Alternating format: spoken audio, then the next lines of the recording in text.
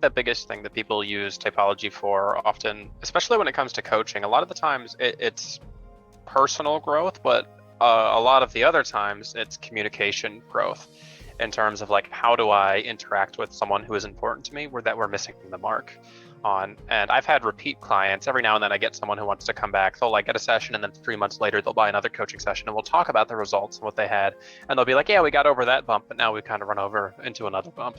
And that is often the thing I see with people with coaching and personality growth, is that it's a continuous journey. There's always kind of a new way to explore or learn about people who are different from you. And I think that's one of the strengths that typology brings to the table, is that you can continue to grow and learn about yourself and others.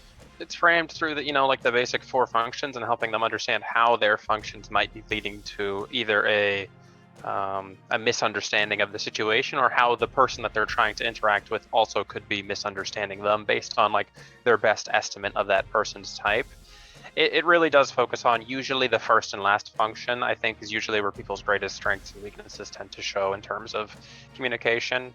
But it really is very specific. My coaching sessions, like I don't have just like a list of questions that I run through when I'm coaching somebody.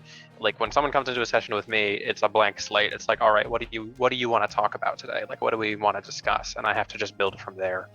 And as someone who has a degree in psychology and a background in things like that, that was a skill that I had to develop through my degree as well. Because it's kind of, you learn those skills on the road to becoming a counselor or psychologist in the future. I guess what people are coming into most typological sessions with is a kind of a desire to find a position for themselves on the vast cognitive spectrum. So it's like, and generally speaking, I think maybe it's just because of the ethos of my channel or just the ethos of the community in general. Generally, there is a growth mindset too, which is perfect for me, because generally what I want to focus on is not just saying, you are this type, look at this, you're doing that, you can't do that, and therefore you're that type. So I don't want to like define people by what they can't do, but I do yet define people by like what resistances seem to be there, because that's a good empirical basis for saying, well, since this is so obviously consonant and that's so obviously dissonant, that's what your type is, and here's how you can work towards overcoming that type, because ultimately I prefer to posit type as a set of restrictions that we can, with patients, overcome. So in terms of like what people get out of it, absolutely they get the certainty, absolutely they get the kind of the additional benefits that goes with finally knowing, you kind of how your mind works. And that is kind of like, it does come with a sense of identity. It does come with a sense of kind of relief as well, saying like, oh, okay, so that's why I made those decisions I did. And that's why I'm finding this so difficult. And I think that's very reassuring to people. It gives us a great sense of security. And what I try and do is, first of all, frame it in a way that says, this is your type, but this is obviously also how you have worked with your type so far. These are the areas that you've obviously developed so far. This is how your development has occurred within your type, not just this is your type, if that makes sense. And I also like to, increasingly so, I do a little bit of a half an hour debrief call at the end of the service, for example. And that's oftentimes to answer questions and also to give people kind of like some ground to stand on with regards to where they can go from there. So we're saying, okay, this is what your type is, and then here's maybe some areas that can be developed too.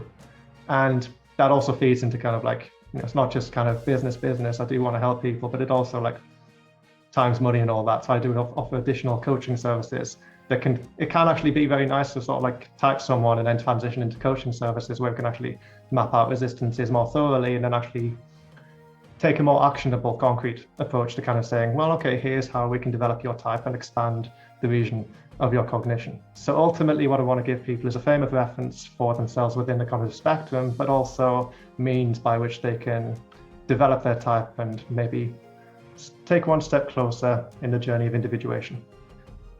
For me, I started finding personality psychology beneficial when I started connecting it to the study of positive psychology, to flow. When I started looking at, okay, what makes a person happy, what makes a person feel fulfilled, what gives a person energy, what gives a person meaning. The way I see it today, we're beyond like the stage where we're doing things to earn money, or just to have food on our table, or just to have comfort nowadays, what people want more and more is self-actualization. So people want to find their own purpose, their own passion, something that they really care about. And so what I do and the way I use typology is to help people connect with their own values. To me, it's a tool set. So it's not meant to be perfect. It's not meant to represent the perfect boxes or categories or labels for how anything is. It's just meant to represent and describe and create a language so that people can talk about what is important to them, what matters, what they get energy from, what can help them reduce stress in their lives to create a more relaxing, more positive, more confident lifestyle for themselves. A lot of things we're seeing today is a lot of people feel like they're stuck in jobs that they find to be unfulfilling. A lot of people put a lot of energy into things that are incredibly taxing, and that can cause a lot of apathy and a lot of feelings of like that can lead to the feelings of depression. It can lead to burnout. Like if you put yourself too much into something that isn't you, or if you are trying too hard to be something you're not, or you're trying to live up or fulfill a role for society, that can be very, very taxing on the longer perspective. So the way I see it, it's not just about trying to describe what people are like, because what I see with personality psychology, a lot of people think, oh, it's just about categorizing behavior, it's just about stereotypes, it's just about like the quick, oh, this person is like that and that person is like that. But what I want people to understand is that there's a layer behind, what people do. You're not just your actions in the moment, or how you are with your parents, or how you are at work, but you have intention, you have values, you have things inside that can sometimes be different from what you are doing or what your moment or situation is right now. So I want people to understand themselves based on what it is that they are feeling, what they're thinking.